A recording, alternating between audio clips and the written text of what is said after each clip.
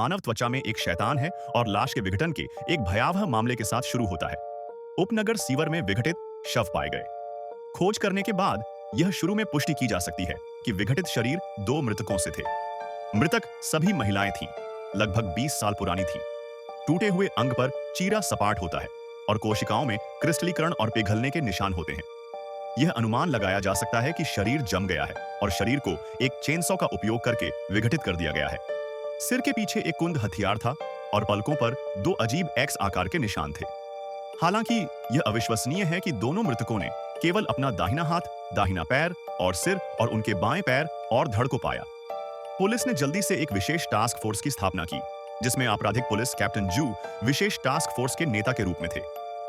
शेष निकायों को खोजने के लिए टीम एक्सयू ने सीवर नेटवर्क के आधार पर जांच के दायरे का विस्तार किया और महिला पुलिस कर्मण ज्याओक्सिंग को अभिलेखागार के कमरे में जाने के लिए कहा, जो पिछले 3 महीनों से अभिलेखागार में नहीं थे।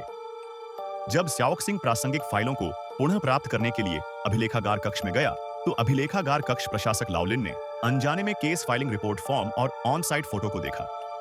खासकर जब उसने मृतक की आंखों पर घाव को देखा, तो लाओलिन की नसें अचानक तनावग्रस्त हो गईं। कुछ साल पहले लाओलिन ने एक ही मामले को क्रैक किया था। उस मामले में केवल दाहिने हाथ, पैर और सिर पाए गए, बाएं हाथ, बाएं पैर और धड़ के बिना। मृतक की आंखों को भी अजीब क्रॉस के आकार के प्रतीकों के साथ चित्रित किया गया था।